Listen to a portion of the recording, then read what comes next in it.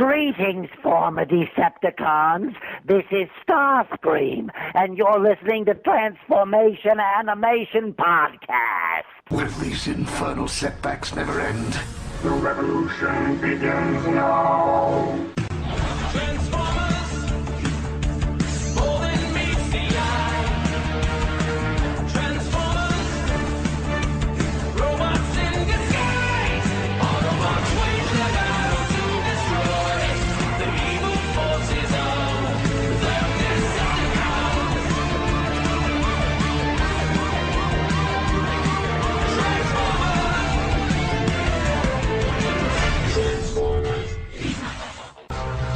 The universal greeting. Buy a week, grind a week, Nini Bong. Well, I just thought it was funny. Again, it's like, if I have to explain the joke, it's not funny anymore. Some people just don't get it, though. Well, like I said, I didn't get it at first either, but then I remembered the name of the movie, and I was like, oh, that's funny. But it was really fun. Again, what really makes it for me is I can hear Steve in the background going, "My precious." It just made me giggle every time. Okay, all right. And with that, hello and welcome to episode 13 of Transformation Animation Podcast. I am one of your hosts, Steve, Joe, and Mike, and joining me is the ever-chipper Steve Megatron. Hello. Good day. And Pecan Court Michael. Hello. Hey, how's it going? It's going. And today in the dreaded episode 13. God, I feel we should be, recording this episode on like Halloween or something like that, or Friday the 13th or something like that. I don't know. It's very close to Halloween, actually. Yes, it's getting close. It's getting close. What are your kids going to be this year, Michael?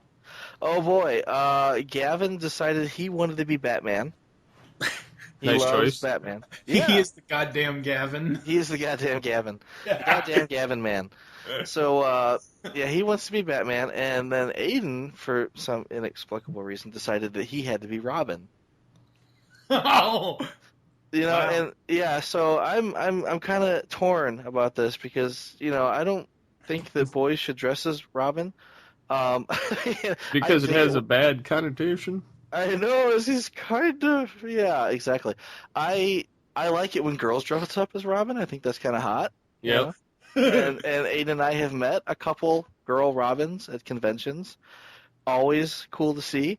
But, a little kid dressed up as Robin kind of rubs me the wrong way. It's like, Well, he could be Damian Wayne. Yeah, exactly. He's the legitimate badass son of Robin. Batman, so there's no way that there's that going on. And see, the funny thing is, the first thing that I think of is the Jeff Dunham skit with Melvin the Superhero. Do you like Batman? Oh, please. Grown man in a rubber suit running around with a young boy. I don't need x-ray vision to see what the hell is wrong with that. Well, it's even more wrong because, Gavin's 3 and Aiden's 5, so you got the height difference there. Where you got Robin towering over Batman. Okay, this is kind of weird, but Aiden really wants to be Robin, so it's like, all right, cool. They have a Robin suit for 5-year-olds, so I hooked him up, and he looks pretty good in the Robin get-up. I tried to get him a Young Justice Robin, which is more black and red and yellow than green and red. Yeah. Because the green...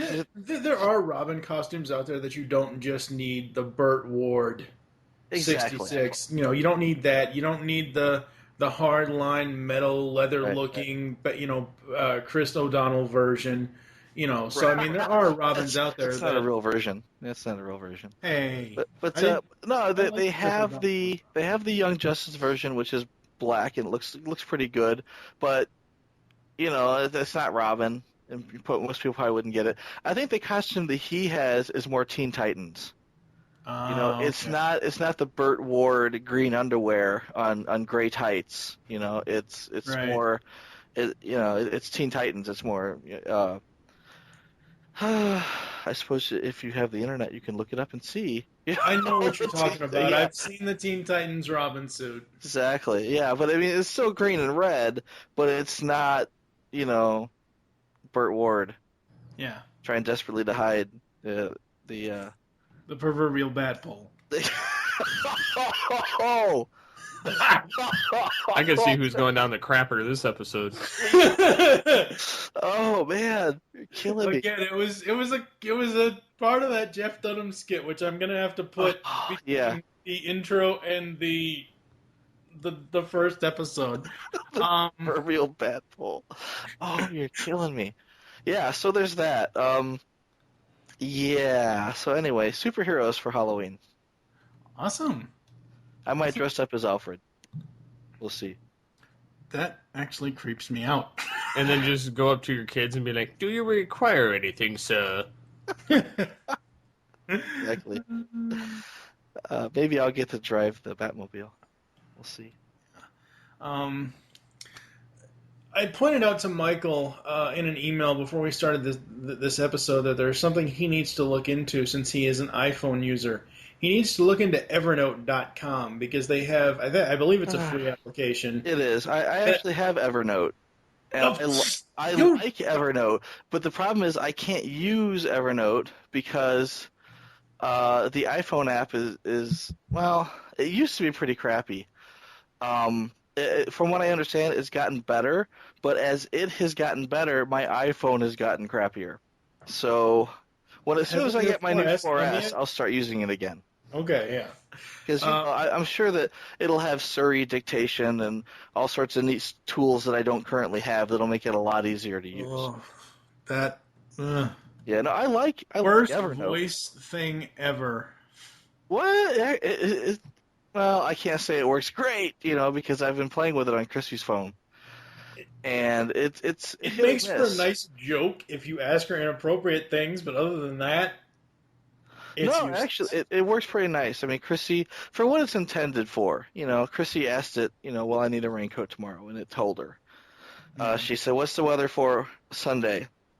It told her, and she'll say, you can't ask it to make you dinner reservations or to buy tickets to the movies, but you can ask it for, the phone number for a restaurant or, when the movie times are, because it can find that page and show you. Yeah. Yeah, it's interesting. I mean, we had a fun time playing with it, but, it's still in beta. There's a lot more that it will be able to do eventually, I'm sure. Yes. So one of the reasons why I pointed that out to him, because I wasn't sure if Michael knew about Evernote, was because after last week's episode, he sent me an email basically saying, "Oh, hey, here are my notes that I forgot." And one of them gives me actual nightmares. It would be awesome, but it gives me a nightmare because... What? Tiny T-1000 baby in a Cabbage Patch. I cannot see a Terminator Cabbage Patch doll. And yes, we forgot to mention that Sari did give Isaac his gray hair, his white hair streak. Yeah, kids will do that to you. Yep. But no, I like the idea of the tiny T-1000 baby in a Cabbage Patch, because that's what it looked like. Yeah. When they showed Sari as a baby. Yep.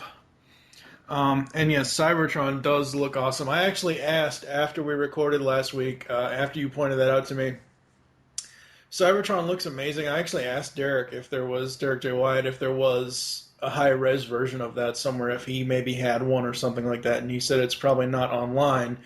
I asked him if he could put it online, and he never responded. So. See, that's the type of thing that he would put on, like, Delightful Tedium. Yeah. And the fan base would go, "Oh, Derek Wyatt, you're the most coolest thing ever. Thank you, thank you." And because that's, what makes Derek cool. He does stuff like that. Yes. And we didn't even... I can't believe we skipped over this entire thing, but yes, Ultra Magnus does live in Metroplex. They didn't show it in robot mode. Well, no. To be honest, if I had seen it in robot mode, I'd want a toy. Yeah. It's like an Omega Supreme. I want an Omega Supreme toy. And seriously, if I saw a Metroplex figure, I'd, not even a figure. I'd be happy with just a mock-up of the city mode, because you see it and you know what it is. It's my inner fanboy is just jumping up and down and going, ah! it just made me happy to see that. Yes. So, Steve, what have you been up to? I hear you are getting into selling your your vocal cords. Yes, I'm becoming a vocal whore.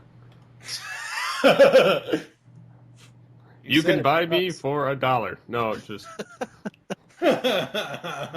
Still trying to decide exactly how much you can buy you for, right? yes. I'll I'm buy trying to that figure for out how much you $1. can whore me out for. Didn't. But yeah, what I'm gonna basically do with that is try and make vocal like voicemails, ringtones, podcast stuff. Just maybe people want a goofy call-in character for one of their shows, something. And they're all gonna vary on price depending on what they are. Right. And I'm paid by the hour. yes, I am paid by the job. Get over Never here, get paid bitch. by the job. Never get paid by the job. I know. Paid by the Well, hour. one or two of those maybe by the job, and the other ones will be hourly. I don't quite know. It depends. But yeah, I definitely want to do that so that one I can, be able to put some of it back into stuff for the site / equipment or whatever for our primary hosts, and then voiceover training stuff. So Yes. Very That would awesome. be awesome. Yeah. yes.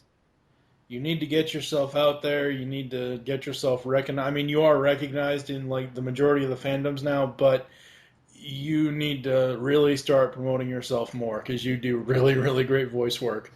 And one final note before we actually head into the episodes today, there is, I don't know if you guys follow Fillmore on Twitter. I do, and he's always talking about, because he's always involved with it, he's talking about the black version, which the black version is basically a play based on, they do different plays based on the black version of like Lion King or the black version of Star Wars or Spaceballs or whatever else. I thought Lion King And the was the first black thing I version thought of of Lion when King. Michael posted on Steve's wall about this movie called Precious, the first thing I thought of was the black version of Lord of the Rings. Yeah. Oh wow. I didn't think that at all, actually.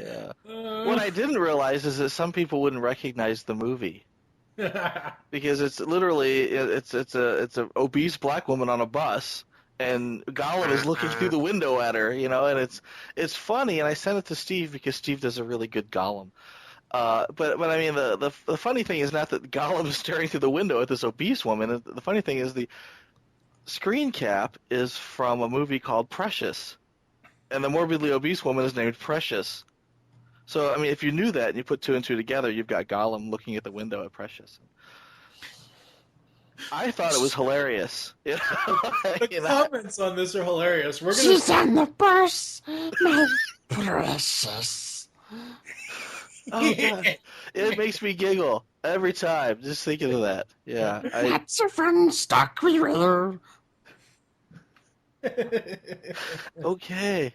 I can't breathe. Okay, so we're going to post this. Steve is going to grab this Facebook conversation because there were 13 comments on this thing, and they're just hilarious because it's almost like an argument between Steve, his wife, and everybody else.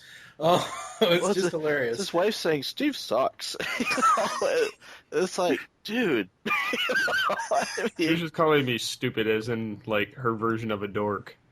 Oh, okay. She was like ragging on me that way. Oh, because we're like arguing about it. I'm like, Steve is awesome, and she's like, Steve's not awesome. And I'm like, man. She's like, man. you're delusional. No, don't let her get you down. So we're gonna, yeah. Ooh, sorry. What were you gonna say? No, I was all ready to harp on that some more, but we really got to get moving. Yeah, we got to get into the episode, so we'll be back after this. All right, one last guy. How about Batman? Oh, what? Grown man in a rubber suit running around with a young boy.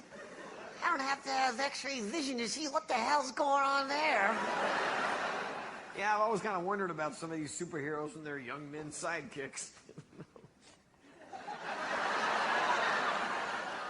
You have 5 men in a suitcase, and one of them's on a stick. Who's sliding down the proverbial bat hole now? But it's putting up a fight. Hey, ease up on the clutch, then pop it.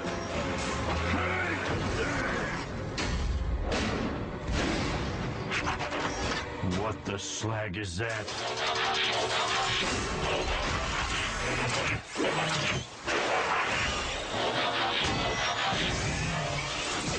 If I had to guess, a forklift, a headmaster unit, an all-spark fragment, and a whole lot of trouble. What are you cogs looking at? You want a piece of me? Try it and you'll be going to scrapyard and crank a box. Whoa! Someone's got a big chip on his engine block. You ever try working for a living, Tiny? Taking orders from the man? Move this, move that. Well, forget about it. I'm in charge now. Who stole and made him boss? That's dirt boss to you. You got a problem with that? First up today is Three's a Crowd. Oh, where is Jack Tripper when we really need him? Bulkhead and Isaac Sumdac try to rebuild the space bridge that Megatron had built. When Bulkhead convinces the Constructicons to help out, a combination of a forklift, a headmaster unit, and an all-spark fragment gives birth to Dirt Boss. You say it like it's impressive. I did that intentionally because I'm going to tear it to shit in a minute. In a world where a headmaster unit and a forklift and an all-spark fragment combine. In a world where your head becomes a whole robot. Nobody cares. Okay, Bulkhead and Sumdac arguing back and forth and trying to be funny. Like, I like the awkward... To me, it's not funny. It's more awkward.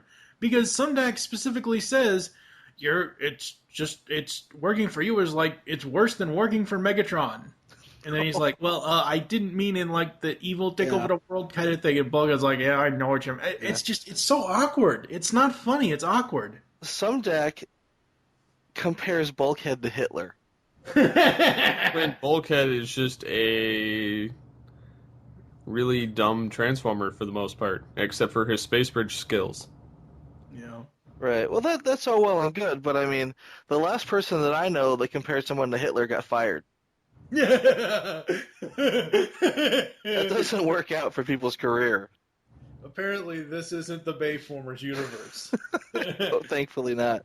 Yes. But I like that this is a bulky episode. Yeah, basically you got Bulkhead and a little bit of Sumdac in there, but it's mostly, this is a Bulkhead-centric episode, and they take the rest of the cast and they, send them off on a wild lugnut chase. God, don't even get me started on that. That's a whole friggin' weight issue right there that I'll get into later. I don't think this episode was necessary. This is probably the one episode out of the entire season 3 that could be thrown away, or they could have done something else. They could have shown us Team Athena on Cybertron, recovering. They could have shown us more new characters, not the same old story here. And yeah, I know I just said that there are no new characters. I mean, Dirt Boss is a new character, but yeah. Oh God, they could have either done that, they could have done that, or they could have given us true, actual fucking Constructicons that fucking combine into fucking Devastator, for Christ's sake. Well, that's what I'm thinking here, is that this is not a throwaway episode. If there had been a season 4, these characters, and maybe a 4th or a 5th, would have ended up combining in season 4. I mean, it's obvious that Headmaster is going to be a Devastator head at some point. No, I mean, seriously, the one thing that this episode did is they got rid of signal dampeners. Yeah. I was afraid I was going to say that wrong. Signal dampeners. Dampeners, yes. But I mean, they had a solid purpose in season 2, but in season 3, it would have given an unfair advantage to the Decepticons, so they scrapped those completely. Yeah. So that's, goal number 1. Goal number 2 is introduce these new Constructicons so that we can get a Devastator in season 4. Yeah, I guess, but... okay, so most of us here have seen in reruns Batman 1966.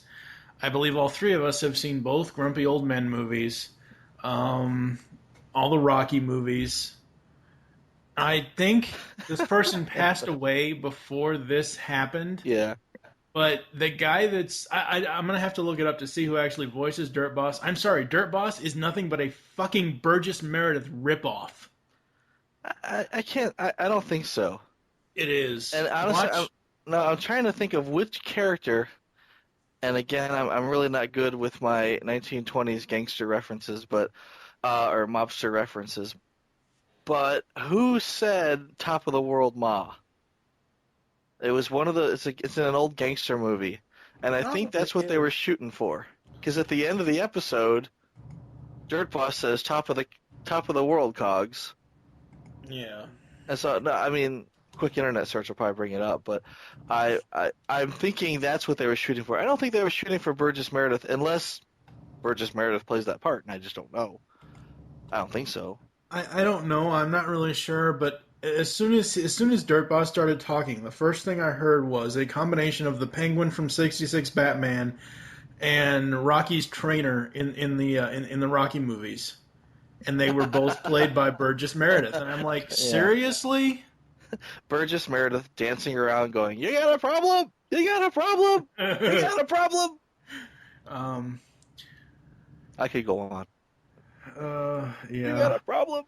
I even had a note for later in the episode when they're, I think, when Bulkhead was fighting with the three Constructicons, it's so... The only thing the Bulkhead versus the Constructicons episode was missing was like, bang, pow, poof. It's like the cheesiness of the 1966 Batman villains. It just is. Maybe if by cheesy you mean body parts inexplicably and possibly inappropriately stuck into other people's orifices, then yeah, cheesy. So this is a Bulkhead episode, and the rest of the time the other Autobots try to lift a lug nut. Fuck this episode. They're playing with some tug nuts, and I can see where it's kind of a throwaway in some regards. I also do agree with you, Michael, about the fact that if they did have longer, they probably would have introduced more Constructicons and had them combine. Because it is fairly obvious that one of them would be a foot, one of them would be a head, and one of them would be an arm. Right. Something like that. Or something to that regard. Yeah. But I could see where they needed this episode to finally put an end to the most hated headmaster unit. Yeah, I've got a note about that later that I'll talk about. I can say honestly, I prefer this over the headmaster any day. Well, yeah. Besides the fact that they showed that they like to drink. Yeah. But I'm not going to jump ahead with my note, but my note about the headmaster unit is in reply to what Kevin will talk about later in his clip. So, what else did you like or didn't like about this one, Steve? Do you have any other things you want to bring up? I'm not a big fan of Bulkhead to begin with, but he was tolerable in this episode. And granted, this episode was kind of a throwaway, other than the fact that the Constructicon edition. Yeah. But it wasn't overall hated. Whereas, like, in previous seasons, I've had episodes where I just downright hate it. Mm-hmm. So I could sit and watch this, not all the time, but it's one of my least watched season 3 episodes, but it's not bad overall. Now, see, I really, what really pissed me off was I think, like, I don't know, some website got the episode air date order wrong, because after Transwarped, I was expecting Where Is Thy Sting? I was expecting the Waspinator episode when this first aired on Cartoon Network, and then it was this episode. I'm like, what the fuck is this? Oh, God. I don't know. Michael, what do you got for Three's a Crowd? A few things, actually. Okay. I was on mute there for a second. I was watching James Cagney in White Heat on YouTube, and this was James Cagney going, "Top of the world, Ma." Oh, okay, that's what it was. Yeah, I was just looking that up. A few things. The Sumdac Tower. I'm not entirely sure how tall it is exactly, but apparently every floor above the lab has 100-foot ceilings. I just thought it was weird. It's like, shouldn't this be going through like 4 or 5 office levels before it hits the bottom? It seems kind of strange that there's only, 3 levels down, and each one seems to be like this huge abyss. But I like that we finally get to see Mixmaster and Scrapper again. And they're when we first see them, they're at a strip club. Yeah. No, they're not at a strip club. They're at a car wash. They're at a strip joint for cars. It looks. Yeah, it's like, check out the chassis on that one. Oh, they're not at the strip club. Okay. Hey, baby, look at that shiny bumper. Yeah. I mean, they're basically chugging down beer and watching cars undress because they get into that. I don't know. But Hasbro won't let fans do dubs of episodes and put them on a DVD set. But they'll let them drink and make at a strip club jokes. Thank God, Scrapper only comes back one more time. I think this is the last time we see Mix, but we will see Scrapper again. But if you had a choice, would you want Masterson in the Headmaster unit, or would you want the Constructicon? A Dirt Boss? Yes. I'd take Masterson over Dirt Boss any day. Oh, I'm afraid I have to agree. I like Masterson. I mean, I like the gamer speak. That's two evils to me. Yeah, I mean, honestly, would you rather have, total ownage time, or would you rather have, you got a problem? You got a problem? You got a problem? I mean, honestly, I found that so annoying. It was grating on my ears. I would rather watch that over Masterson. The sight of Masterson in the show it drove me bonkers. All right. Well, I'm more used to Masterson now that we've seen him like 3 or 4 times. Yeah. Rather than Dirt Boss. Yeah, we've only seen him once. But I like that the Constructicons, and this is more of a throwback to G1, I think, but the Constructicons love building things more than they love their allegiances. Yeah. Up to a point, right? Right. I mean, even in the beginning, they've got their Decepticon logos that they've had branded into their chests with hot irons, and yet they're still gonna go help Bulkhead with his building project because they love to build. This is what they love to do. Yeah. And I thought it was funny.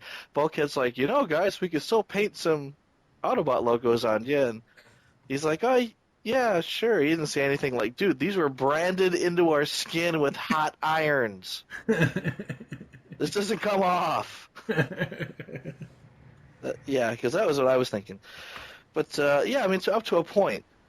They're, up until they have Cerebro shells drilled into their forehead, in which case the allegiances come out.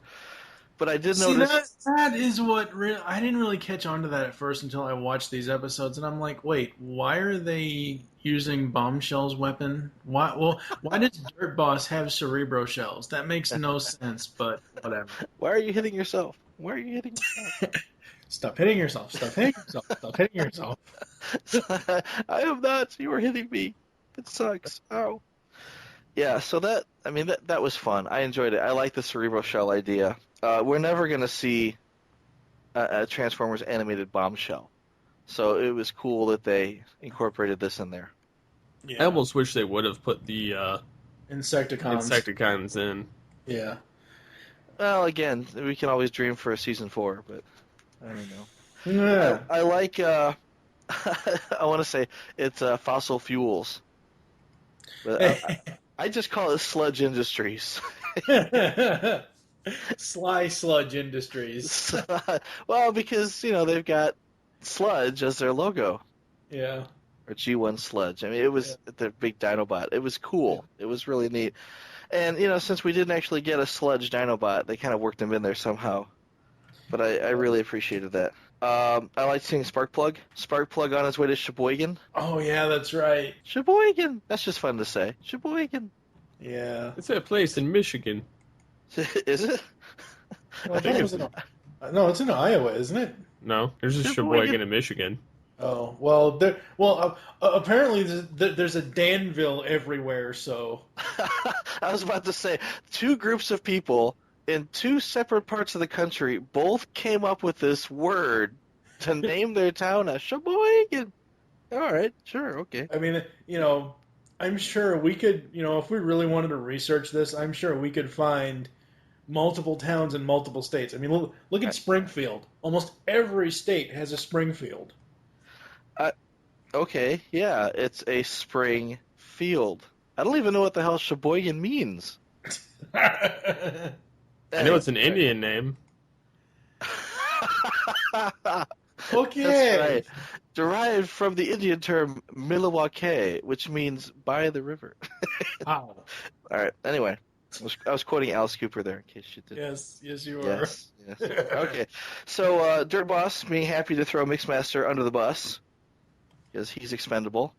Yeah. And for some reason, he's got a wrecking ball lodged into his wrist. No, he doesn't just have some wrecking ball lodged in his wrist. He has Bulkhead's wrecking ball lodged in his wrist. That makes it sound even worse. And he's holding his balls for him. Exactly. Talk about fisting he's holding some his balls. So he's holding Bulkhead's balls, and he says, "Bulkhead, what do we do about these balls?" And Bulkhead says, "We'll put some grease on them. Let's grease them up." And that worked, but Would still, you like some lube with that grease? That's exactly what he did. Lube him up, yeah. And then they got drunk, and they all had a big orgy, and it wasn't. Well, this is coming up actually, because when he finally does come loose, he flies directly into, God, I want to say long haul. He flies directly into Scrapper, and Scrapper ends up getting his fist stuck in his chest.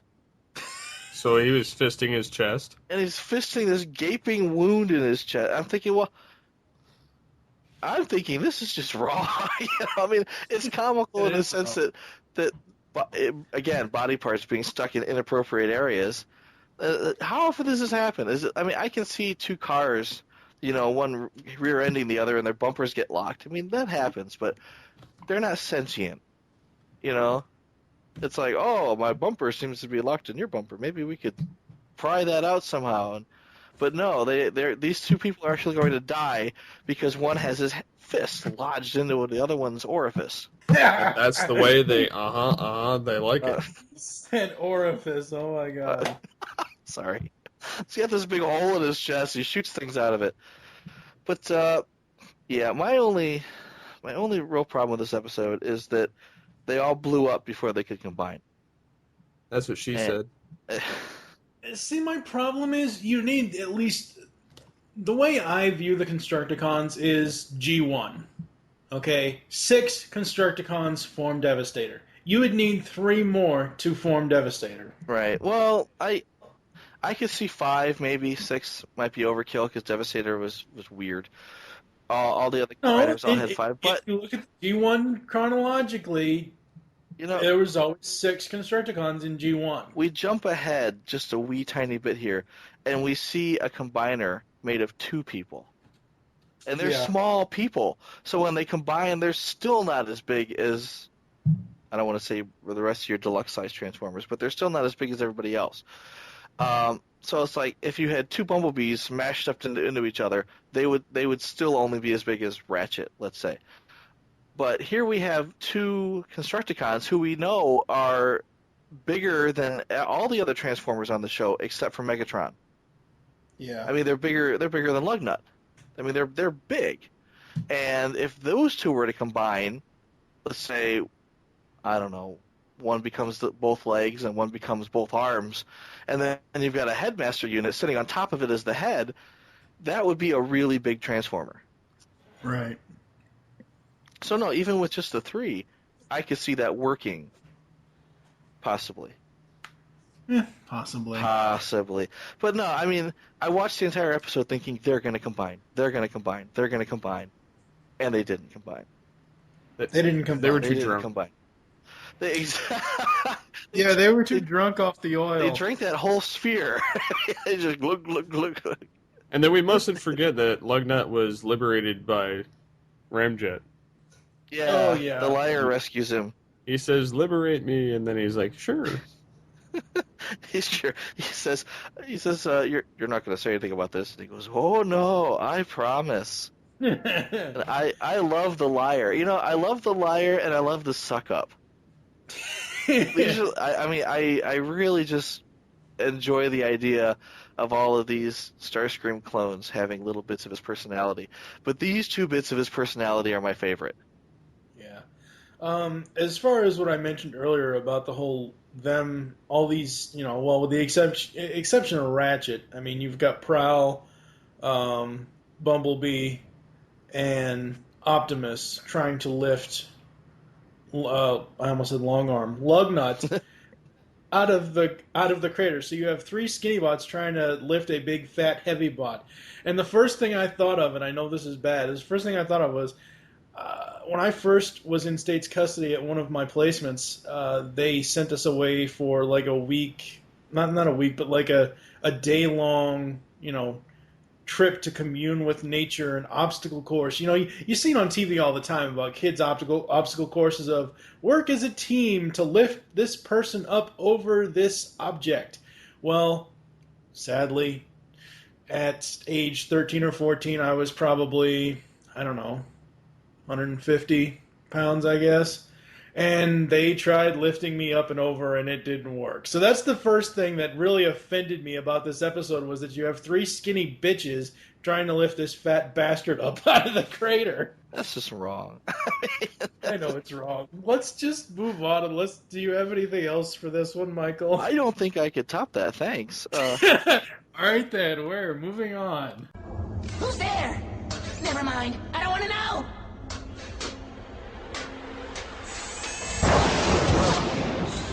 Wasp, what are you doing here? Oh, not much. Just seeking revenge on the bot who ruined Wasp's life!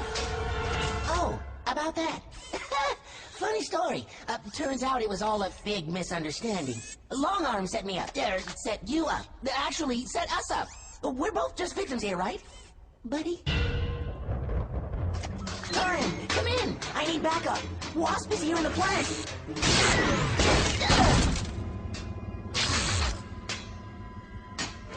Wasp and Bumblebot a lot alike, but one innocent and other guilty. Up next is Where Is Thy Sting?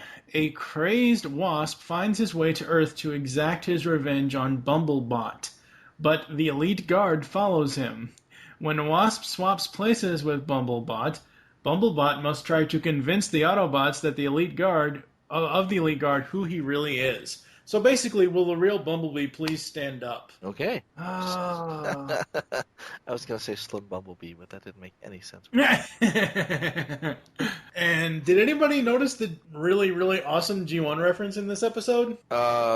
Steve, did you notice? Because apparently Michael missed it. I probably missed it. The G1 reference. Happens in the very beginning of the episode.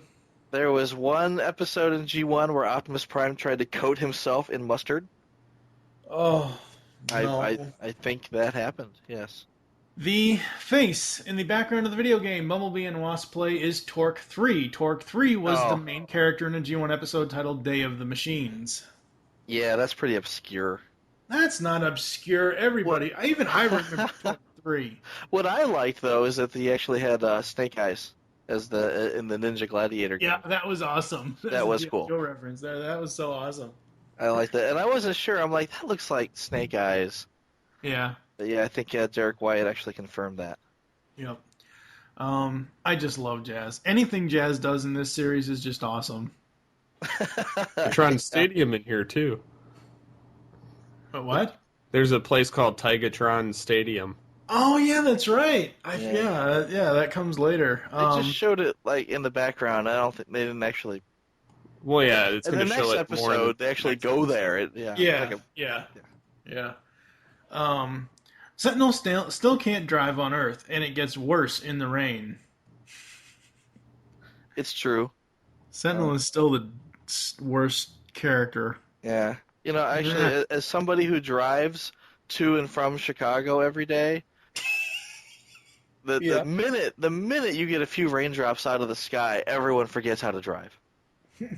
And everyone becomes Sentinel Prime. It's like, turn into the skid. They're like, running into people, and it's ridiculous. It really is. 10 times worse is the first time it snows. Yeah. Because it's been at least 9 months since anyone has seen snow. But Sentinel is a fucking snowplow. He can deal with the snow. That's true. He doesn't like to play with his plow. Now, this next note, I want you guys... Mr. Plow. Mr. Plow. I'm the Plow King. The Plow King. Yeah. It was a dark and stormy night. Yes. This next note is probably going to have discussion from all three of us, especially Steve. Wait until I finish before you interrupt with your arguments. Okay, we know that Scott McNeil is the best Waspinator ever, but for the characterization of Wasp/Waspinator in this series, I don't mind Tom Kenny's twisted voice.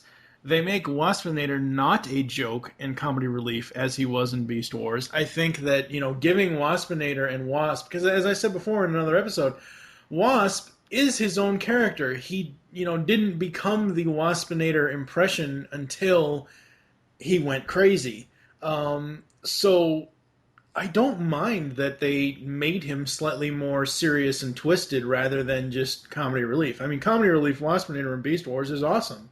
But this is, to me, it's very clearly different. Okay, Steve, discuss.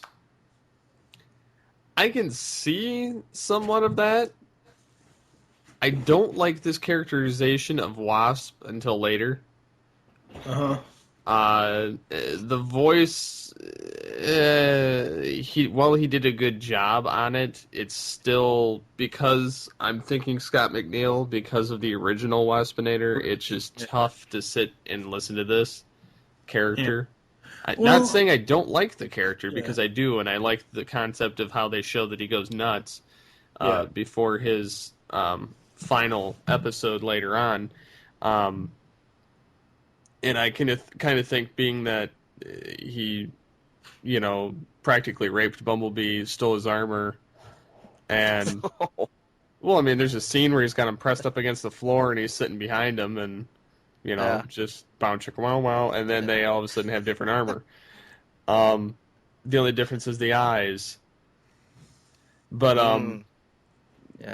nobody notices the eyes. Or the speech pattern, but nevertheless, wow, you got really dumb. But, but yeah, I mean, I'm not the huge fan on this character to begin with, but he's not bad, and Tom Kenny did do a good job with it for what they were having him portray, because obviously he's not meant to be comedic at all. Yeah, he's just supposed to be dark and this wounded mentally character.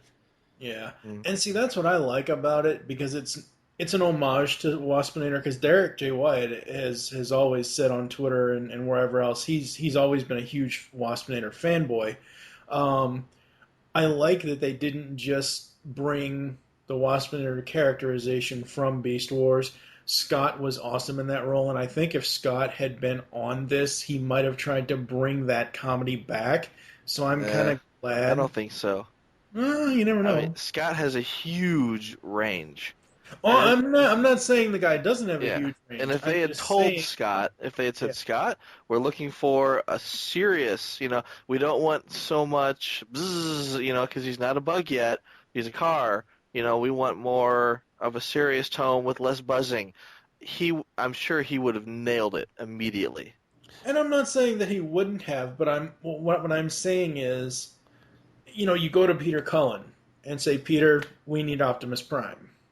You go to Gary Chalk, we need Optimus Primal. He's making a return. It's going to be that same voice regardless. So, but again, I really like the differences in this character, and that it took a very different and very dark direction. Right. I don't know.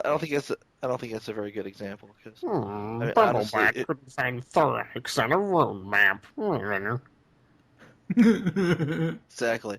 But no, I think if you listen to the G1 Prime and you listen to the Bayformer Prime, it's similar, but it's not the same. He's Right. acting. He's Yeah. acting, right? I mean, Yeah. I'm sure that they said, we don't want G1 Prime. We want more gravitas. We want him to be more serious. He's fighting a war. He's not selling toys every week, Right. And I'm sure Colin went, okay, I can do this, the same thing with Scott. I'm sure Scott could pull it off, and I'm still aggravated that they did try to get him in on that. Well, maybe they did. We just don't know if they could have. Maybe he had other commitments. Yeah. You never know. The way I see it is, I wanted to bring up what our correspondent had said about Wasp's voice, but I will bring up instead what I thought about Wasp's voice, and I think he sounds like Stitch. Yeah, he kind of does a little bit. Lilo and Stitch, and that bothers me. It's like, why does he sound like Lilo and Stitch? I love Stitch. Stitch is awesome. I do love Stitch. Yeah, okay. Anyway, I like that character, and it bothers me when he. Going back to what you said, these Autobots have to be the dumbest robots ever. Going back to what you said about the eye color. Seriously? You're looking right at Bumblebee and he has purple fucking eyes. You mean to tell me that you don't realize it's not him? That and the fact that he doesn't speak proper English. Oh, God. Yeah, it was a glitch. I know. But I will say, I absolutely loved when Wasp ripped off his face mask. I thought that was awesome. The Frankenstein version of Wasp. I thought that was awesome looking. You could see his brain. Yep, it's pulsating. It's pulsating. And then we have the strange jets that transform, and you have a fireball right down the middle. Thanks. Okay, I know both Tom Kenny and Phil LaMarr voice Jetfire and Jetstorm respectively, but I seriously cannot tell that it's them at all. Like, I cannot hear any of Tom's voices in Jetfire, and in Jetstorm, I cannot hear Phil's voice at all. I hear more robots, like sound effects, than anything else. I just cannot. I could not tell it was them. I actually had to look on the wiki to see who voiced the characters. I'm wondering why they would go with that particular mannerism. Let's say the Russian kid. Well, they did choose the twins in the Transformer movies, so they had to have twins in the animated series that were more acceptable. Well, these twins, they're tolerable characters. They're not the best characters, but I don't outright hate them. And plus, it gave kids a new combiner type with Safeguard with just 2 instead of 4 or 5. Okay, great. Yeah. Michael doesn't like Safeguard. It's a crappy character. It's a crappy toy. It's just, I didn't even open mine. I just couldn't. I think I opened all of my Transformers animated toys with the exception of that one, just because I don't think it's a good toy. You just can't figure out whether you want to play with it, to blow it up, or to sell it on eBay. I love this quote. Tune up or tune out, old bot. Thought that was kind of funny. Bulkhead is a dog chew toy. He squeaks. What the fuck? If Bulkhead can't get any worse, he just, they go through the whole artsy thing. Okay, now they try to make up for that by making him a space bridge tech, and now he's a dog chew toy, squeaking. Seriously? I think they were trying to crank up the cute here, as he kind of hops back and forth from foot to foot and making squeaky noises. It was ugly. It almost made my eyes bleed. I will accept it. I will let it pass. Bulbous green one makes sense, but Cycle Motor? Seriously? Oh, God, these twins and their backwards talk. It's like they're the Bizarros of the Transformers animated world. I honestly can't understand what they're saying half the time. I can understand some of it, but not all of it. And my final note was, and I wish I could put some TFTM instrumental music behind this, but no amount of water can put this Ultra Magnus back together again. Amount of water? Yes, no amount of water. The Junkions put Ultra Magnus back with water and paper towels. Oh, I thought that was like turtle wax. I don't. It's the same thing though. It's my point is there is no reassembling this Ultra Magnus like Lincoln Logs or like building blocks like they did That's in right. TFTM. Yeah, because Wreck-Gar's still at the bottom of the lake. Yeah. So Steve, what do you have for Where Is Thy Sting? Overall, I find it interesting this episode. Just the whole plot between Wasp and Bumblebee, because the wrongly accused thing, and then you've got Shockwave disposing of certain Autobots, which I kind of thought, Magnus is supposed to be this big, all-powerful bot, and he gets his ass kicked. Well, now let's think about this, though. Ultra Magnus, outside of saying, thundering down his hammer and saying, "That's enough, all of you," and driving on Earth, I mean, we really haven't seen him in action. Yes, we know that he was in the Great Wars, and he did fight, and he is battle-ready and all that stuff, but we've never really seen him fight. Well, we've seen him fight with that hammer, but you take that hammer away and... He's nothing. He's nothing without his hammer. It's like Thor. Nothing, but yeah. Oh my god. Steve just made a Thor reference. Holy shit. He's nothing without his hammer. Yes.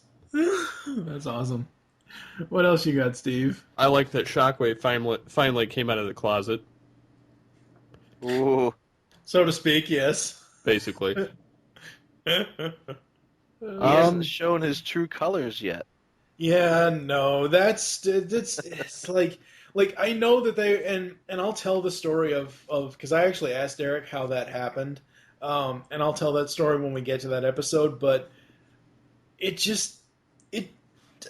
like his actions, his voice, all of that say to me, Shockwave, how his characterization is. But when he's the Shockwave form in the robot mode, the gray just doesn't. Ugh. Yeah. It's not as good as it would be if it were purple. That's right. That's right. Anything else, Steve, or are you done? Going back to the video game reference in there. Mm-hmm. That goes back and reminds me of all of the various games Rat Trap played. Yeah, that's awesome. Yeah. I don't think any other series has attempted to do something like this, showing that they're doing recreational work. Which this is actually how they discover the difference between Bumblebee and Wasp, which is right. Yeah. Freaking weird in my opinion, of the fact that they can't tell who's who just by personality. And the eyes. And the eyes and all this and all that. I do like the fact of the electronic paint job thing. I like that. I think that's really, really awesome. Well, that's almost like the G1 episode where they had Prime and the others pretend to be... the Stunticons. Yeah, the Stunticons, which was kind of funny. Yeah. But, I mean, I think they actually painted them. I mean, they used probably paintbrushes or rollers. No, I thought it was like a hologram that they were... Yeah. Like a Hound projection. Yeah, I think it was a Hound projection in G1. Whereas this is a device that electronically changes your paint color. I think that's kind of awesome. I think I'd like that on my car. That would be Press a button, it's a new color. Wake up on Monday, I have a blue car. Tuesday, I have a green car. Wednesday, I have a black car. People will be like, you must be rich. Yes, if only you knew. Every time I drive out of my garage, it's a different color. Yeah. But no, it would be great for, like, robbing banks. Oh, God. My getaway car turns around the corner, and it's a different car. And you change your license plate. That's right. Because, paint on your license plate is still the same as paint on your car. Yeah. Of course, yeah. So what do you have for Where Is Thy Sting, Michael? Well, I like that they brought Wasp in for an episode, but the identity swap plot device is pretty weak. And that, given the fact that this is just the A story, and the B story is basically an excuse to introduce the twins, Jetstorm and Jetfire. Yeah. And their 5 minutes of stock transformation footage. Yep. So I didn't dig that. I just don't like these characters. I don't like their toys. I don't like their voices. I don't like anything. And I don't know. I don't want to say I cringe every time I see them, because there's people that say at least they're not human characters. But man, I long for an angry Archer rather than to see these guys on screen. It's annoying. They're not as annoying as Dirt Boss, though. Well, granted, but he blows up and goes boom. So yes. Yeah, they teleport him out to sea, and then he goes boom. I was reading the TF Wiki on this episode, and they insinuate that Bulkhead isn't acting very Autobotly. Look at that! You coined the TFG1 phrase. I get $1 every time everyone says that, so don't say it. Yeah, basically, Bulkhead is attacking anything that moves here. It's like, what? It could be Wasp? Oh, I'm gonna kill it! And it's like, it's not really Wasp, it's Bumblebee, painted up as Wasp. I don't care, I'm gonna kill it anyway. And he's trying to throw his wrecking ball at him. I love how they do the Bulkhead flashback where Bumblebee as Wasp says something, and then it just super anime imposes over, it super zooms into Bulkhead's eye, because it's like, holy shit, you're right, Bumblebee. Oh yeah, that's not Bumblebee. And then of course you have Squeaks. Squeaky. 5 minutes later, then you have Sentinel saying, we'll take them all in. Yeah, to kill them all, Ultra Magnus sort them out. You say kill them all, let God sort them out, but no, it's we'll bring them all in and let Ultra Magnus sort them out. Yeah, that's funny. Ultra Magic. He's now a Harry Potter character. Wow. Yeah, that was just me mispronouncing things. I'm sorry. Wow. Yeah. What else you got? That about covers it. I mean, I see this episode as a throwaway. I know that they bring Wasp into in this episode so that they can reintroduce him for a later episode, which is great. And I really like where he's going. Yeah. But again, I like that they brought him in. I don't like that they used the B story to introduce the twins. I mean, they could have done a lot of more interesting things here with this, especially with this. They've been setting this up for ever since last season. Yep, with the whole traitor thing with Wasp, yeah. Yeah, and it bothers me that in the last episode, at the end, you've got Ramjet, the liar, and Lugnut basically sailing off toward the heavens, and then you don't see them for a whole nother episode. And it's like, well, I wonder what they're doing. Why aren't we seeing more of them plotting and scheming and trying to figure out where's Megatron and where's our teammates and what do we do now? Where's our place in the world? And as opposed to introducing these two new characters that I really don't like. Yeah. The only thing that really makes me mad, and we will get to this when we get to I think it's episode 18 of Transformation Animation Podcast, but when they first started releasing RCs and Rodimus miners and all this and all that, they had advertisements on those packages for repaints of Blur and repaints of Bumblebee. The repaint of Bumblebee was going to be Fugitive Waspinator, which is basically going to be a green animated Bumblebee, but he was going to have purple eyes and everything else. I never cared for the Waspinator toy. I just don't care for it, but I absolutely wanted Fugitive Waspinator, and we still have never fucking gotten that toy. And to be honest, that's a layup. I mean, they weren't even going to put a separate head on it. They were just going to use the straight-up Bumblebee mold. Yep. And repainting a figure, as much as we complain about it, it's a layup. It's easy to do. You've already got the mold. You've already got the tooling. It's done already. Yep. Just paint them a different color. Yep. So I think that's going to do it for Where Is Thy Sting? We're going to move on. Are you certain that's the helmet you saw? Absolutely.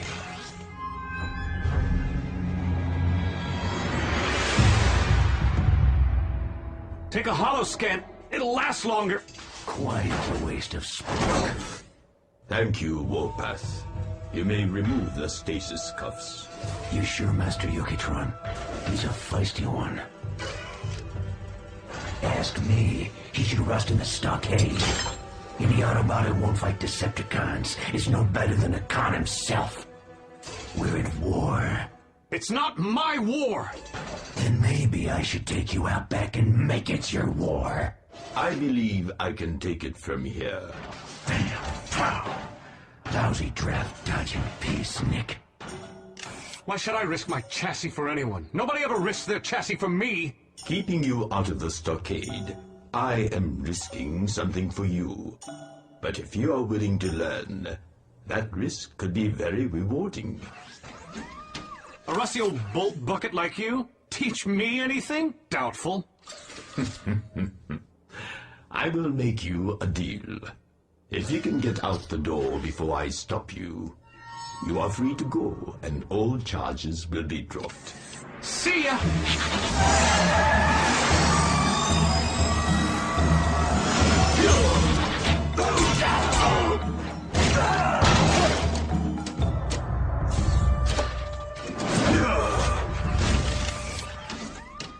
If you would care to learn, you may stay and make yourself useful.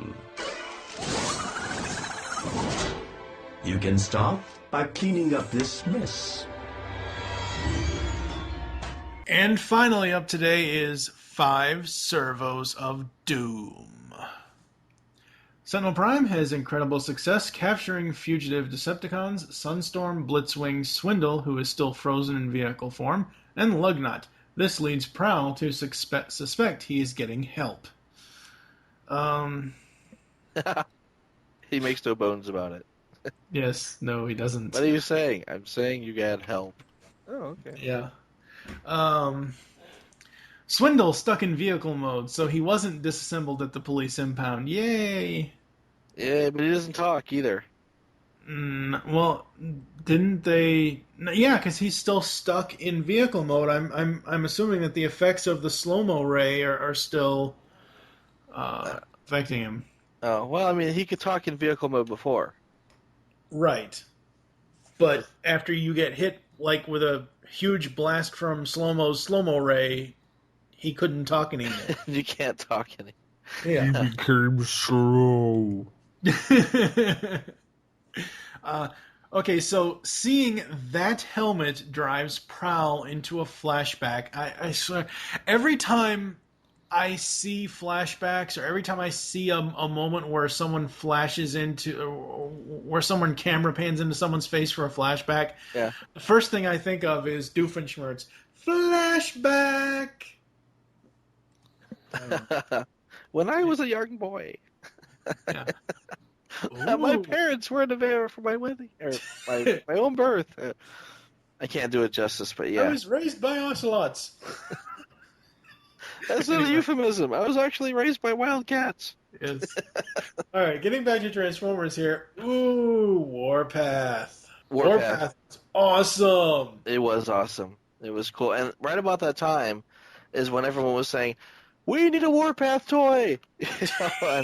It didn't happen in TFA, but it did eventually happen.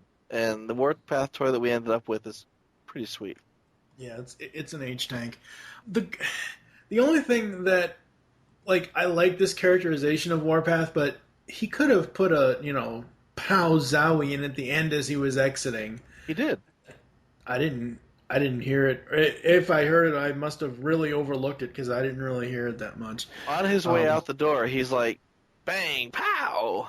Oh, okay. Well, it wasn't like bang, pow. It was just like bang, pow, as he was walking out the door. Yeah, see, that's why I didn't pick up on it, because it wasn't the... It's in the, I want to say it's in the TF Wiki page under quotes, where he's like, bang, pow, frickin' peaceniks, as he walks out the door. Yeah.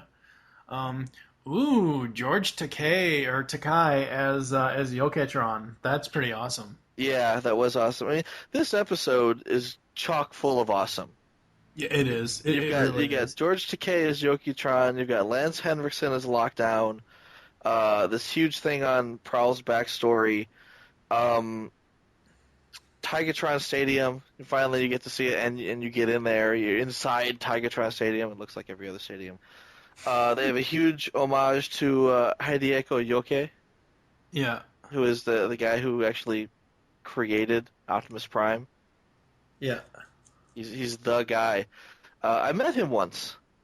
Yes, you did. I met him at a BotCon. Really nice guy. Really nice guy. I mean, I didn't speak much English, but shook his hand, said, thank you for coming, and he said, well, thank you for coming. I was like, I would have come anyway. And it was just very cool to meet him. Yeah. The one thing that really kind of bugs me about Takai's version, or Takai voicing Yoketron, is every time he says Prowl's name, I hear him saying Prowla. And I don't know, it was really weird to me. I could be very reading, Japanese.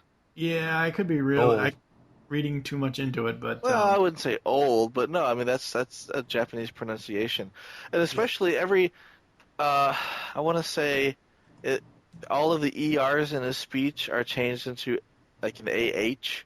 Yeah. And it's weird because you'd go to an Asian guy and say speak more Asian. It's like asking I forget his name now, but asking that old Asian guy to do Mr. Miyagi. It's Pat Morita? Yeah, it's like, Pat Morita, I know you don't really talk like this in real life, but could you Asian it up a bit? You go, like Sultan? Like Sultan? Exactly. So it's just like that, but it's like, George Takei, and he's like, yes! It's like, George Takei, I know you don't talk like this. I do not! It's like, no, I know you sound awesome, but can you make it sound a little bit more Asian-y? Yeah. But no, he nailed it. I really like the characterization. I love anything George Takei does. Yeah. He's just an awesome voice actor. Really? Well, there's a certain episode of The Sweet Life on Deck you should watch then. Anyway. Really? Is he on it?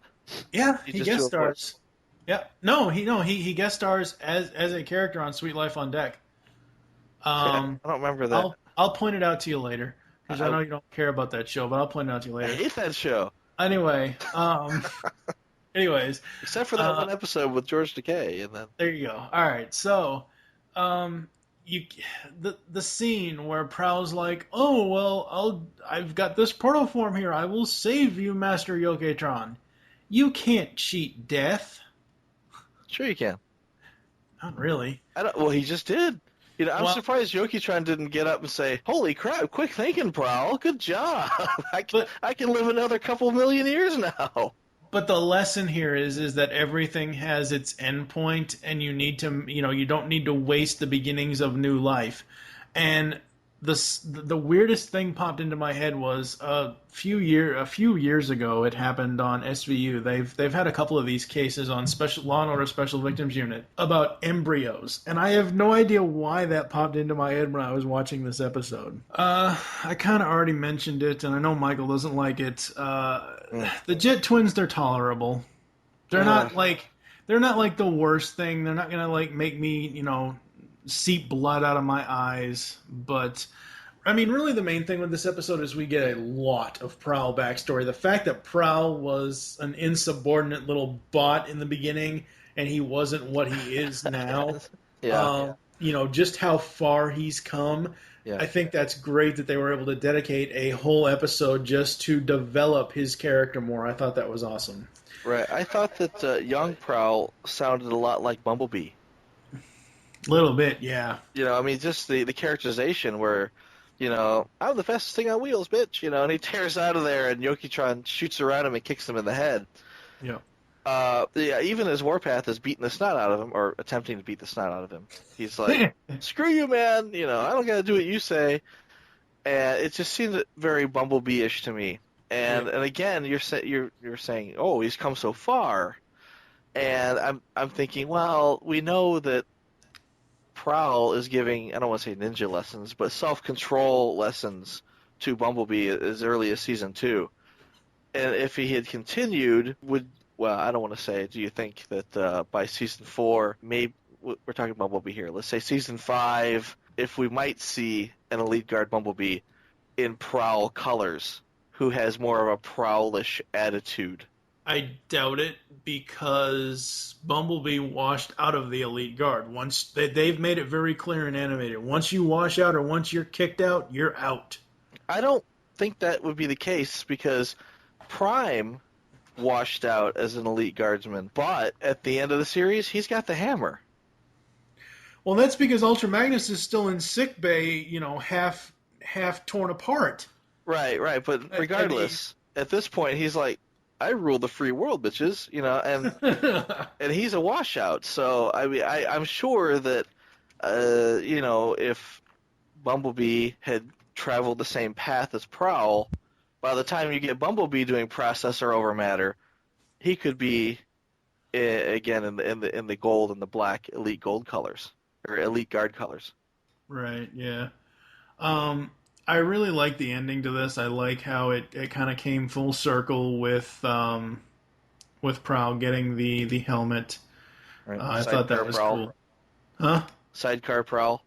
Oh God! Don't even start. I love that figure. It's awesome. Just don't even start. But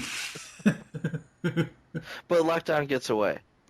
Yeah, well, Lockdown always gets away. I mean, they've never really captured Lockdown. Well, Lockdown has single-handedly taken out all of the Decepticons at this point. Yeah, in this episode, within the space of a couple of days. So I don't think anyone's ever going to lock him up. And the other part of that note was nice ending, although I wish we had more Ninja Jazz. I like Jazz as a ninja and his moves a lot more than I like Prowl and his ninja moves. I don't know. Maybe it's just because I like Jazz better than Prowl.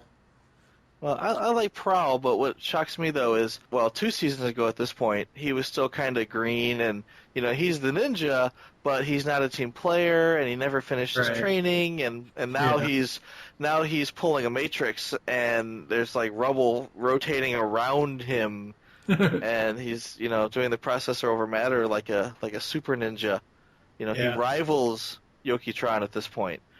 And it's like, wasn't it just a couple seasons ago that, he was getting his ass handed to him because he wasn't a team player? And pretty much, it's kind of, it's like, how did he get from here to there? Or from there to here, I should say. How did that happen? And maybe it's from associating with Jazz. I don't know. Could be. Steve, what did you have for the final episode? I liked the fact that Yokitron was in it. I liked the design of the character. I don't think... Did they ever make a toy of that? No. Yeah, I didn't think so. I liked that they brought George Takei in there to play him. Yeah. That was kind of a nice touch. They always have him kind of come in and do the sensei type father figure, for any of that kind of stuff. Yeah. In a lot of series, so it was kind of nice to see him doing that. I think it's funny how Prowl saw him die and then tried bringing him back in another protoform, wasting the protoform. Because Yokitron's like, nope, just let me die. Yeah, that was... He just turns himself off. He's like... I have to turn gray now. We'll talk to you later. It's like, I'm one of the few characters on the show that gets to turn gray twice. See ya. Then he dies. But Warpath was kind of interesting. Nice touch in there. I like the fact that all the Decepticons were locked up behind force fields. Yeah, that was cool. And they were on display. It's like going to the zoo. I love the mouth clamp. They're on. I like Blitzwing's mouth clamp. He got 3. No talking. Yeah, that's right. No giving it away. All right. I like the suck up. He's like, you would be so proud of him. He slaps the clamp on him like, shut up. The funny thing about the and going back to the switch of the protoforms, it looks like he took a matrix out of the chest and moved it over. Yeah, it does look like that, doesn't it? Just because of the weird way they do that or handle it in the series. Yeah. The fact that it has handles. Yeah, exactly. He wanted to put his love handles on him, but anyways. Oh. Prowl touched Yoki-chan in handles he should never see. Wow. Okay. Yes, I went there. Wow. Yeah, no, he grabs that matrix and then rise. And he just Yoki-Trana's shoves it in prime. that other body. Well, that's not what I was shooting for. I was going for more of a G1 movie reference, but yeah. Okay. Well, he didn't glow and become a prime. Oh no! Oh my God, Michael, you're so horrible. Yoki-Trana's prime? Come on! How awesome would that have been? No, I just got the whole thing of what you were saying because once I got it, the line popped into my head. Arise, Rodimus Prime. Exactly. And then you hear the transforming sound, and then Optimus. Yeah. and Prowl's leaning over him. That would have ruled. He would have like Prowl kneeling, yes, my master, and Yoki-Trana's prime going, you have to touch. That would have ruled. With a disco ball in there. That room actually had a disco ball. That's right. Yep. They had all the pieces in place. It could have been epic. They call him Prowlatron. Oh, wow. Oh, okay. Whew. But yeah, there were a lot of nice homages in here. In any case, but it was a pretty nice episode, and it was, you know, it kind of in the same time foreshadows, you know, them saying, you know, everything has its end. Yeah. Kind of. Yeah. Let's not give away the foreshadow. Let's come on. Let's not spoil that. Well, I would like to tie in this episode with the other episode where, you know, he gets his where he first got his sidecar and you know, it's like, you know, you're not ready for these upgrades yet, you know, you're Did you see I posted to you on Twitter last episode I told you about, or when we first started talking about Prowl's sidecar. I told you it reminded me of what the sidecar bike that Bulk and Skull ride in Power Rangers. Did you see that tweet that I made to you? Yeah, now you gotta put that theme song in there for when they're in their car. I would like to ride one of those. I think that would be cool.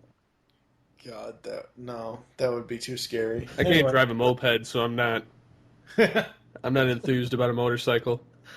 I have to have the 4 doors thing. Well, it's a motorcycle with a third wheel, and you've got, like, you know, your buddy riding on that third wheel. I mean, how cool would that be? I like the old World War II model, like the one in Indiana Jones and the Last Crusade. Yeah. How bad would that rule to own one of those? Yeah, that would be awesome. With a pair of goggles and an aviator jacket, that would rule. I would be the biggest geek in the world riding around on that thing. So, what do you have for 5 servos of Doom, Michael? Were you done, Steve? Oh yeah. Okay. That would be me. Nice theme. Servos of Doom. I got nothing. I loved this episode. I honestly love this episode. There's so much goodness here. Yeah. It's like my favorite one, but conversely, I have the least amount of notes. Well, see, that's the thing. I mean, when we're, you know, I've said this in other podcasts. When we're analyzing stuff, when we're nitpicking at stuff, we have a lot of notes. When we just end up sitting there watching it. Yeah. It's like, you know, that's like my notes in a Bridge Too Close. In both parts, I wrote so much action because there's nothing to really, you can't really dissect anything in a battle scene. Yeah. You know, I mean, that's the same thing here. I mean, it's not that there was all this action going on. I mean, there was action toward the end, but I mean, there are things to overanalyze here. I mean, you've got, let's say, you've got the ninja bot. I don't want to call it a trophy room, but literally they go inside and it's a round chamber with busts of all of the ninjas in there, and you know, Ultra Magnus is there, I believe, which makes me wonder how he got his ass handed to him by Shockwave. But then they've got a lot of other more obscure Transformer heads there, like Diatlas and I want to say a whole bunch of Japanese Transformers that I can't remember off the top of my head. But so I mean, we could go into a thoroughly in-depth conversation about all the the heads in there and why there's one missing. And it's like, oh, who could that be? Well, we find out who it is. It was Lockdown. The fact that Lockdown was one of Yokitron's students, and he went rogue. He went bad. Yeah. I mentioned to a friend of mine on Twitter, Mirai Baby, she is a Lockdown super fangirl. And I mentioned to her on Skype, because I was on a Skype conversation with her, I was like, I didn't realize till tonight that Lockdown used to be an Autobot. And she said, yeah, then he went rogue. That's true. Yeah, he would have been an Autobot. Yeah, because Yokitron wouldn't train a Decepticon. And he's a car, so that mak's perfect sense. Yeah, and then I didn't think about that, but yeah, he's a fucking car. He's a car. Of course, he's an Autobot. So yeah, he's an Autobot. But then and again, he didn't really turn evil. He's just kind of neutral. He's kind of, let's say chaotic neutral. He likes to bounty hunt. And he likes to keep the stuff. Right, but I mean, he's not a full-on Decepticon, as you said. He is neutral, but being neutral, he's still gonna do the evil thing over doing good. Yeah, again, he's chaotic neutral. So, well, again, if you're into the whole D&D, where exactly do you fall on the spectrum? Okay, right. Again, another thing is when they walk into the protoform chamber. I mean, you've literally got this.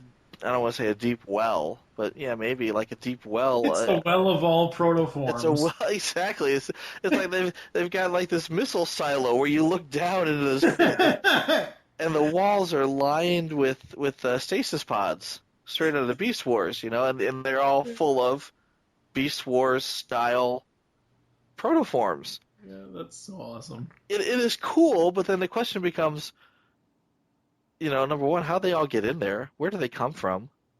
Number two, where did they go? We know Lockdown came and took them, but we don't know what happened to them. I mean, did Megatron just use them all up as soldiers? And is that where Striker came from? Did he take a protoform and create a big Bavarian woman? Well, we know. Oh God! Wow. I mean, that's what it is, right? Protoforms ended up. Do we? Where? Well, we know that Starscream had a bunch of them. No. Because she was using them to make clones. You completely missed it.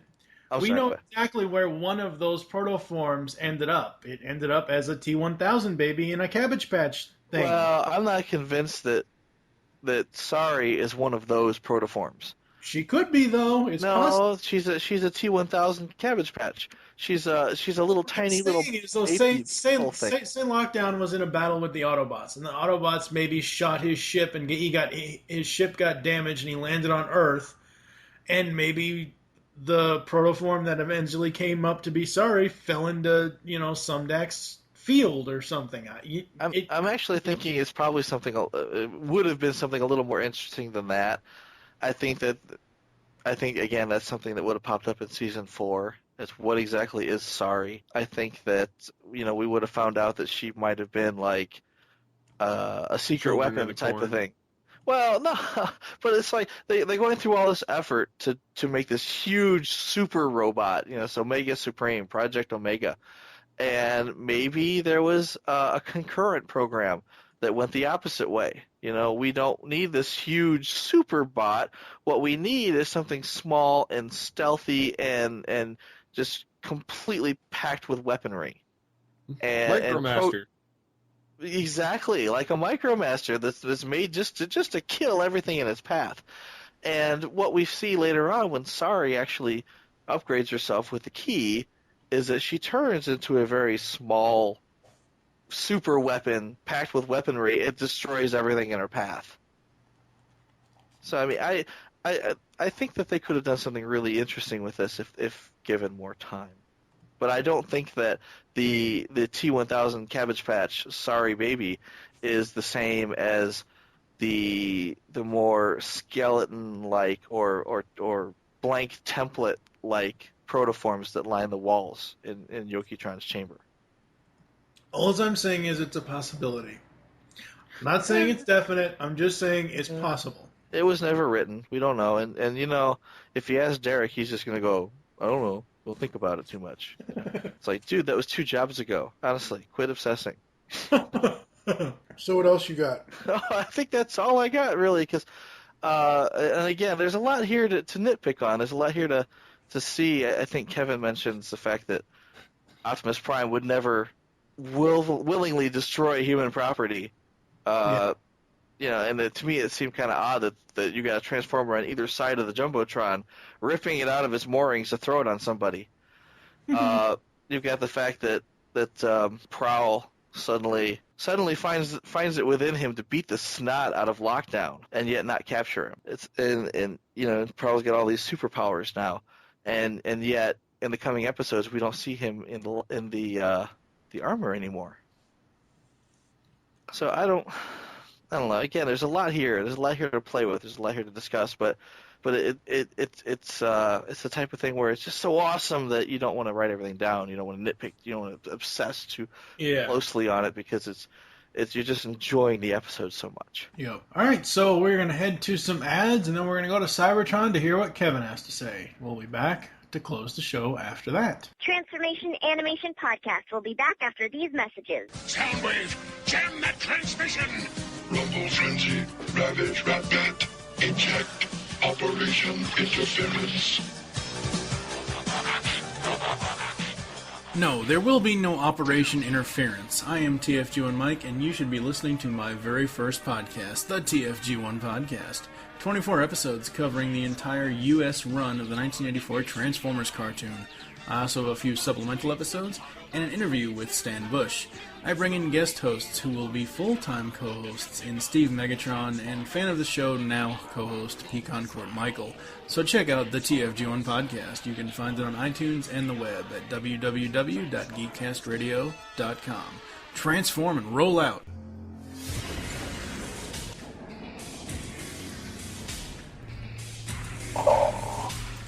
Welcome to my throne room, Future Tales. The Beast Unleashed podcast is over, not gone. You can hear more of this great podcast, discussing all the episodes of Beast Wars and Beast Machines on GeekCastRadio.com. We include voice actor and writer interviews with stellar hosting by Steve, Mike, and Michael. Head on over to iTunes or the net, or else I will send you my vehicles to extract your spark and destroy you. Yes.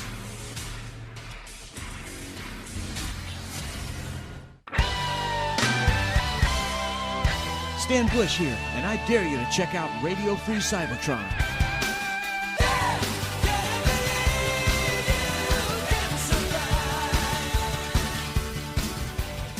This is Brian Kilby, host of Radio Free Cybertron, the original Transformers internet radio show, and one of the world's first podcasts. First online in 1999. Yes, 1999. We've been doing this for a while. We are also the official podcast of tformers.com, and quite frankly, we're pretty awesome. So check us out, tfradio.net.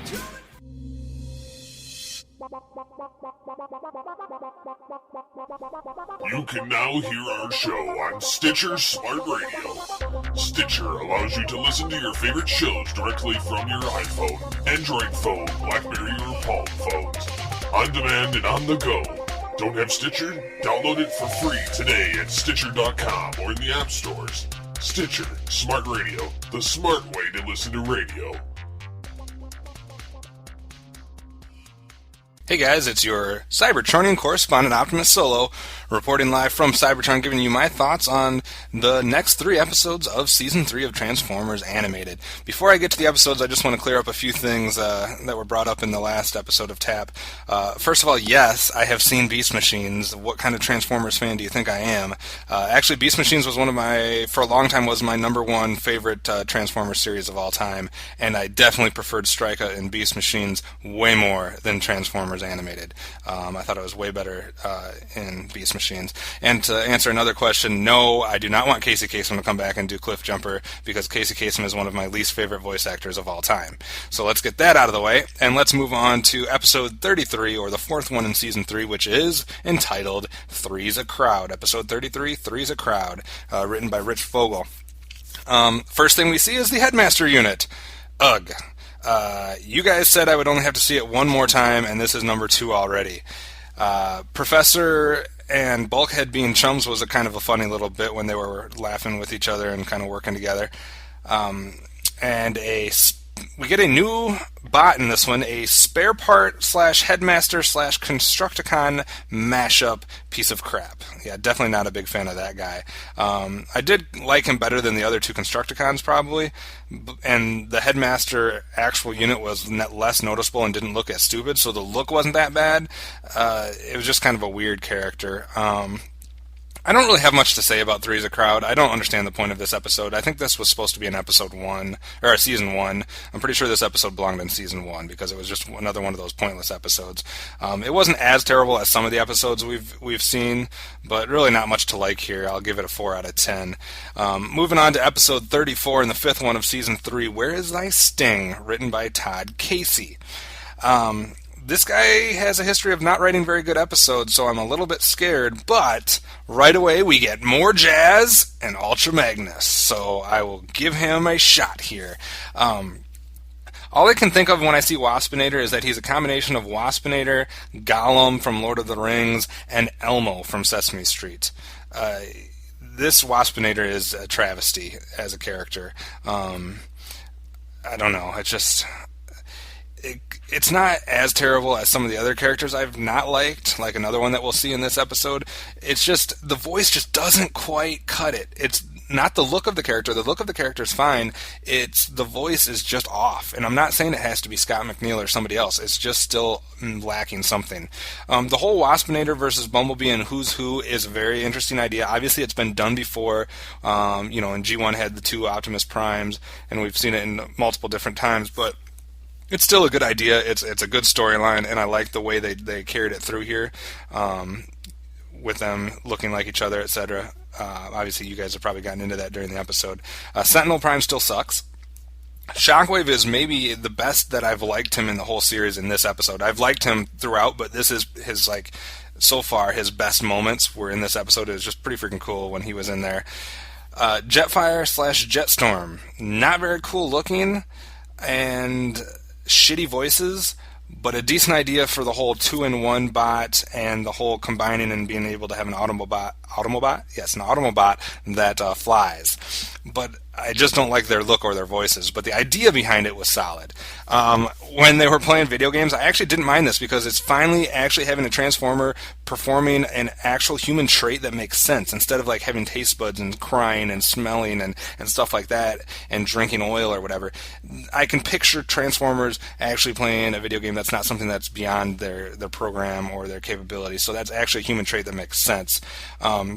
My favorite moment of the episode was when Jazz said that he tuned out half of what Sentinel Prime spits out. Even Jazz can't stand Sentinel Prime. That confirms that we're right on that one. Did everybody catch the moment when Bulkhead turned into a squeaky toy? It was like a rubber ducky there for a second. That was weird. Excellent ending to this episode. Overall, the episode was solid. I loved the whole Waspinator Bumblebee angle. I love that we had a lot of Jazz in there. Overall, I'm going to give it an 8 out of 10, which ties it for the best episode of the entire series so far. So Where's Thy Sting and Todd Casey actually came through this time. 8 out of 10 on episode 34. Moving on to the last episode for today, which is episode 35, the 6th of season 3, 5 Servos of Doom, written by Andrew R. Robinson. First of all, the obvious thing is you think of 5 Faces of Darkness, 5 Servos of Doom, so I'm scared. But the fact that Andrew R. Robinson wrote it is going to take away that fear, because Andrew Robinson has written 2 of the 3 best episodes of the entire series so far. So I have hope for this one. We see Warpath. Warpath is cool. Yokotron, although a decent character, has to be the worst Transformers name in history. It was a good voice, it's a good character, but the name has to be one of the worst names I've ever heard come out of a Transformers series. I love the idea that the whole episode we had a lot of Prowl Jazz scenes. A Prowl Jazz scene or episode would have been the best thing ever if this was like Prowl from G1 and Jazz from Transformers Animated. That would have made one of the most epic episodes of all time. It was still good though, and I liked all the Prowl Jazz scenes. Everybody knows my feelings on Prowl though. The close-up on the faces, though, when they reacted was really badly done from an animated standpoint. I liked the whole idea of them capturing Decepticons and trying to figure out how Sentinel Prime's getting it done, and the fact that the Decepticons are actually in the jail cells. We don't see that very often in Transformers history, where people are actually captured and put in like jail cells or holding cells or stuff like that, so that was cool. My one nitpick for this entire episode... Well, I have one very minor nitpick and one bigger nitpick. The one minor nitpick is at the end, the Autobots don't have it in them to destroy human structures. They would have never taken that stadium apart and thrown that down on the Decepticons. That's not something Autobots do. So that's just a minor nitpick. Even though it works and it makes sense, it's not something they would do. They would never destroy human property like that. But my major nitpick is the whole Cyber Ninja thing.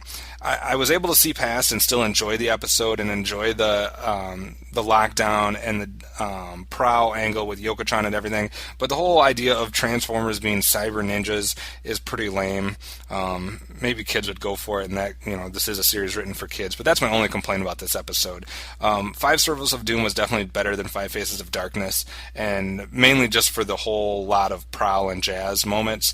I'm going to give this one a 7 out of 10, and send it back to the guys on Earth. So far, we're looking good in Season 3. I did notice that Sari was absent from all of these episodes, and there was a very little humans in them, which is probably why I liked at least the last 2. So we get 4 out of 10, an 8 out of 10, and a 7 out of 10.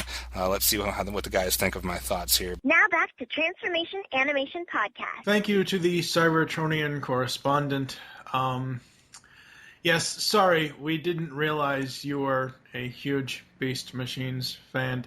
And in my own defense, it wasn't me that called you out on that, it was Wilson. Wilson did it. Well, it was totally me, but, I mean, still, it begs the question, hey, why are you bad-mouthing on Strika? Don't you know who Strika is?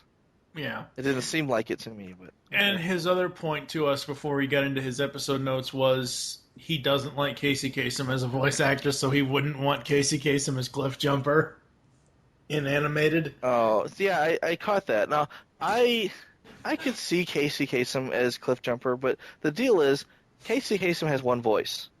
Mm-hmm. He does one voice, and when you hear it, it's like, oh, that's Casey Kasem. It was the same thing in G1. When you heard Cliff Jumper, it was, oh, that's Casey Kasem.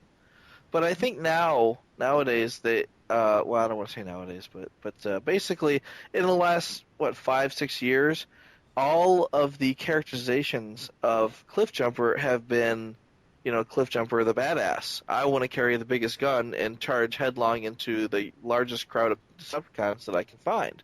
Yep. And I don't think that voice lends itself to Casey Kasem very well. Oh, no, yeah, right.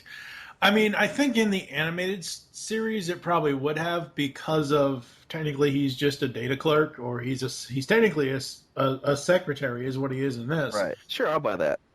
But yeah, if you put Casey Kasem as Cliff Jumper, zombie Cliff Jumper in Transformers Prime, that would not have worked. No. Kevin said he doesn't like Strika in animated. The only thing is, it's not like they added her as they added the Constructicons. It's not like they added Strika to bolster the Decepticon ranks. They showed her as part of a team attacking the space bridges, because they kept mentioning these Decepticon uprisings at the corner of at the rim of the galaxy and crap like that. So you have to show some Decepticons, and I think it was a nice nod. And plus, again, as I said with Waspinator, Derek J. Wyatt is also a huge Strika fan. He actually has a Strika Puggle former from Cali.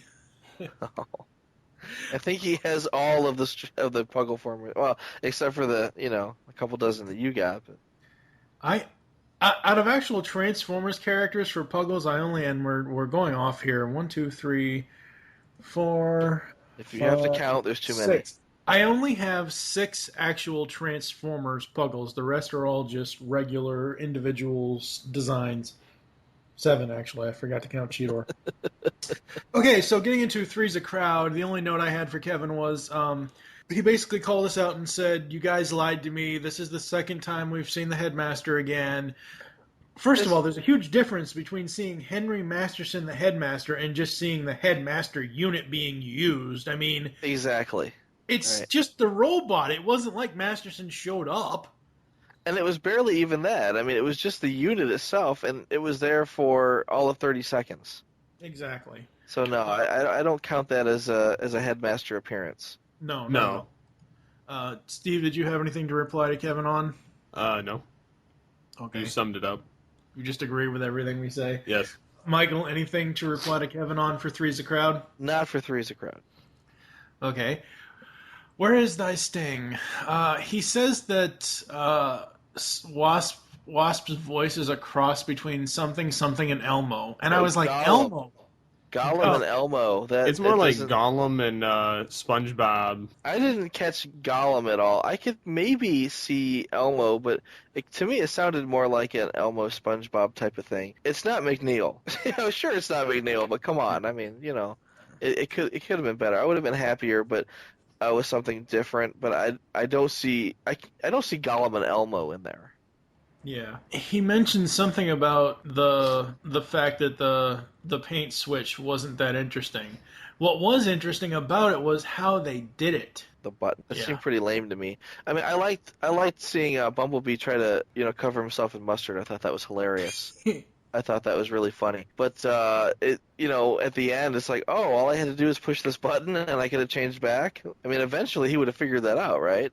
Yeah, probably. If he was smart. Yes, Sentinel still sucks. We all agree on that. Yes. For the most part. We all agree on that. Yeah. Automobot. Will the real Pecan Court Michael please stand up? We now have another person amongst our ranks making up Transformers words now. Automobot? He stumbled over his word and he's Automobot. So it kind of reminded me of your Autobotly. Oh, yes, that's a word. No, it's not. I coined it. It is. It's a word. You owe me $1 now for saying it. No, I don't. Royalties. Screw that. It's a kick in the lug nuts. Exactly. I agreed on what he said about Safeguard. I mean, Safeguard, it's a decent idea. It's just crappy execution. Yeah. Again, I didn't like the toy. I didn't like their voice. I don't like anything about them. Autobot Plane brothers who combine into one big robot, I could deal with that, but I don't like these planes. I don't like the robots. I don't like the way they combine. I don't like their voices. I don't like anything about them. In fact, if you had pulled them out of this episode completely, we probably wouldn't have noticed. Probably not. They really had no place here. It didn't make any sense. Yeah. No, not really. Anything else to reply to Kevin on I almost said 5 servos. On Where Is Thy Sting? Lastly, yeah, he gave this an 8 out of 10, and I'm thinking no, I don't. I mean, if it had just been the A story, sure, maybe 7, 8 out of 10, but the B story was ridiculous, and then you've got the Autobot twins in there, which I didn't like. Yeah. So no, And lastly, to reply to him on 5 servos of doom, Yoketron. It's like he's the master of making eggs. Oh God. Who's your daddy? Who's your Iggy? No, Kevin mentions the jail cells and showing them off in the jail cells, and he mentions that he wasn't sure, or he didn't know, he thought that was a cool design and hadn't seen that before. I can think of 2 specific references in Transformers history where they actually show jail cells. Ravage in G1 was in a mini jail cage, animal cage thing. Right. And they locked up the Sonicons. They locked up the Sonicons. Yeah. And in Beast Wars, Megatron was in Ravage's holding cell. Yeah. Oh, and that was more like this. Yeah, okay, I'll buy that. Yeah. But no, to go back to Yokitron, I mean, Yokitron's kind of a weird name, but again, it's a direct homage to Hideko Yoki. Right. And you got to know who he is to understand, why, this old Asian master is so important to the mythos. Why does this guy, out of all the other guys, get his own character? Right. It's because it's Yoki-san. I mean, he is the grandfather of the Transformers. He was designing these back in the Diaclone days. Yeah. And my last note for Kevin on 5 Servos was he mentioned stuff about not seeing any humans this episode. You aren't going to see a lot of the humans in Season 3. Well, except for one episode, but that guy hates machines, so... Well, you see, you're going to see him, and you're going to see Sumdak. Well, yeah, but I mean, I think what he means about the fact that it's now more robot-centric. It's not, those throwaway human villain episodes. So yeah, and now that you find out Sari's a robot and she doesn't have a key anymore, it kind of makes those appearances a little more tolerable. Yes. He was complaining about cyber ninjas. And, it doesn't make any sense to have cyber ninjas. Well, they're awesome, and ninjas sell toys, we'll break that up.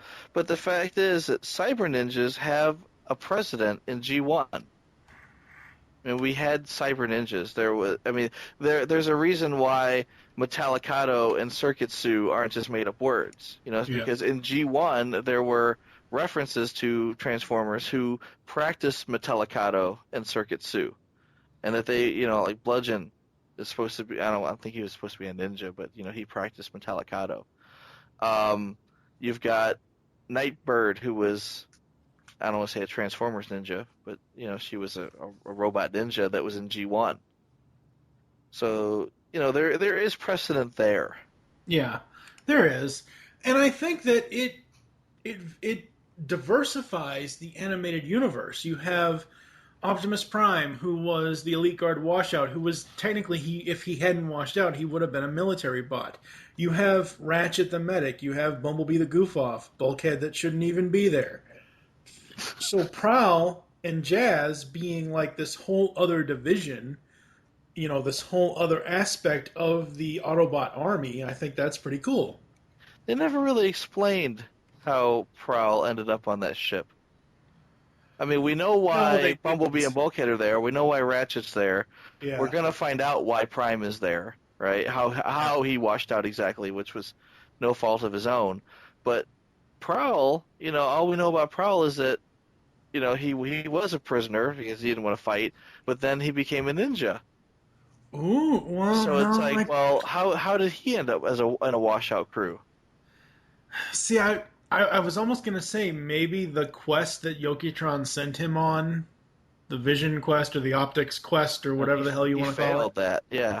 He failed his Optic quest. He came back to apologize and then found that Yokitron was dying. Okay, now see, I was almost going to make a comparison that maybe now at this time was the Optics quest, but yeah, no, that wouldn't make any sense, right? Yeah.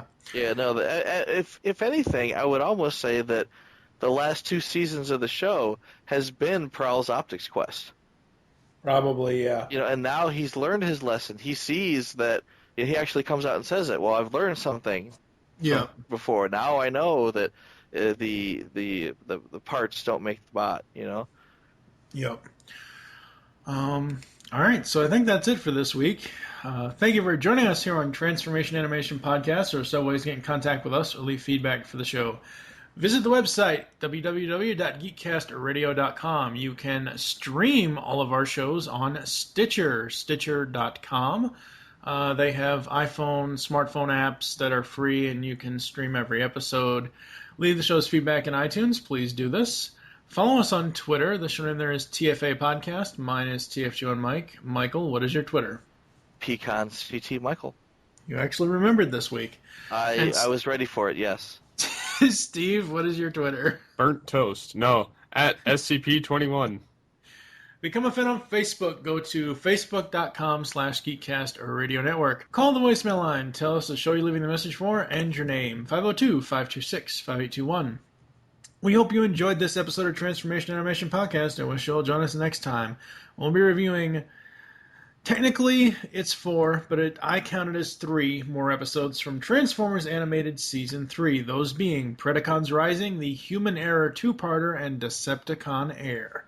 For now, I am TFG1 Mike with Michael Wilson and Steve Megatron Phillips. We'll tap you again next week. Soon, you will take your place among your cyber ninja brothers. Is that space for... A former student who brought shame to the Cyber Ninja Corps. But let us not dwell on the past.